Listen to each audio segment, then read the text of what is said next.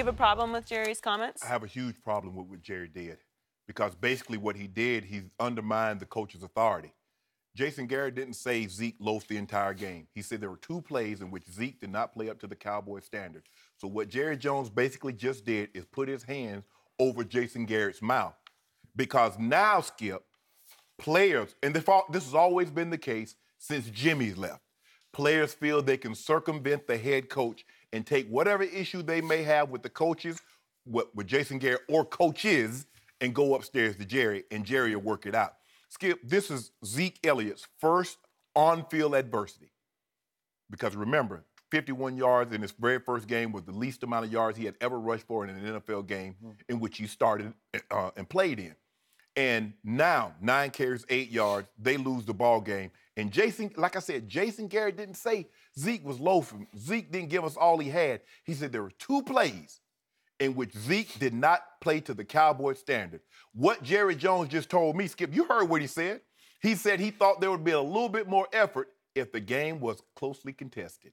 In other words, Jerry Jones validated what I said yesterday. The Cowboys do not have a standard. They play to a score, not to a standard. You play to a standard and not a score. See, what he did is he gave Zeke an out. What he should have done is said, hey, he shouldn't have said anything. Once the coach, I've never, ever heard coach say something, owner come behind it. Be it football, basketball, baseball has managers. Can you imagine Bill Belichick criticizing a player and then Mr. Kraft coming behind him and said, hey, it's okay. Nobody gave that kind of effort. Skip, I look at the coach and the owner as parenting. You got to have a united front.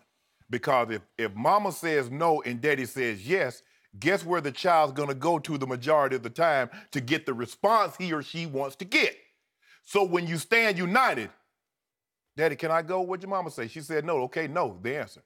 You stand united, then you don't have to worry about one of the kids trying to manipulate the other.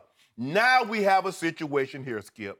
Zeke knows he has an ally. And look, I've never, ever spoken to a player off the record that had one bad thing to say about Jerry Jones because he will go down with his players. He loves his players love him. But Skip, he was wrong on this one. He was out of line because once the coach, there's one voice that's got to be the head coach. And right now, Jerry Jones just muffled his head coach, and Zeke knows it. Therein lies the rub. Therein lies the problem with Ezekiel Elliott. No accountability. Because guess what, Skip? Hey, Zeke, you cool. There are a lot of guys that weren't chasing that interception. But I believe if the score was a little closer, guys would have gave a little bit more effort. You play to a standard, not a score. So if you've concluded that the Dallas Cowboys have no standard to which they play, how can you then criticize their star player for not playing to a standard they don't have in the first place? Hold on. I said, Jason Garrett said they had a standard. That's what Jason said. Yeah, but you say they don't. Well, all Jerry did was validate what I said. Oh, okay. So they don't. Okay. So, next question, Joy. I guess this one's over, right? But see, you make it and that's your team, Skip. I get it. But you know he's wrong. You can't defend this behavior. Before I launch on this, you know what's going on here, Joy. My favorite Cowboy hater sitting across from me is just loving. He wants them to implode with internal strife. So he's trying to fuel the internal strife fire of the Dallas Cowboys. He's trying to pit Jerry versus Jason versus Zeke. You're loving this. No, Skip, there is no pitting. Jerry Jones, what's on his title, on his business card? Owner, general manager. And Hall of Famer. Okay, that's what they're now.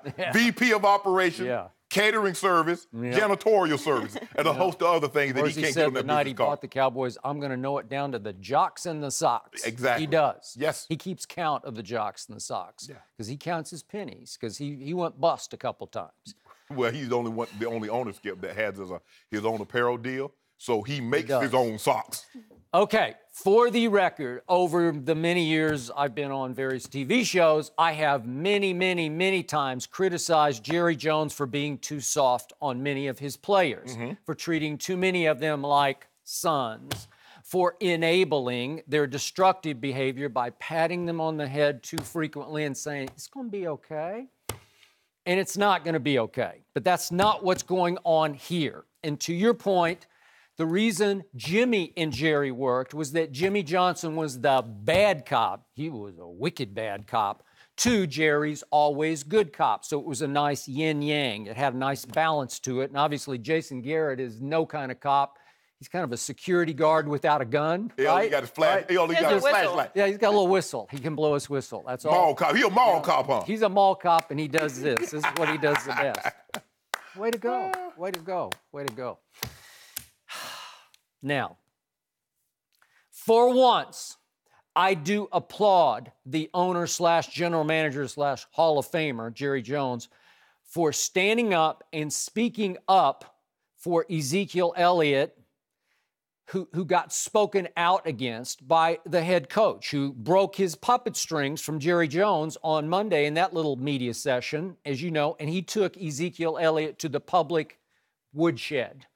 And I thought it was out of bounds, and it was unfair given the circumstances of, one, the game on Sunday, and two, Ezekiel's big picture plight that he faces right now thanks to Roger Goodell. But number one, in the circumstance that was that football game, obviously my Cowboys came in fat-catting off the destruction of their arch rival and nemesis New York Football Giants. And they started thinking they were pretty great, and they could just roll those metallic silver and blue helmets out there on that field, and a field you know very well, Mile High, which can be mile low for a lot of visiting teams such as Tom Brady's, who's 3-7 there now lifetime.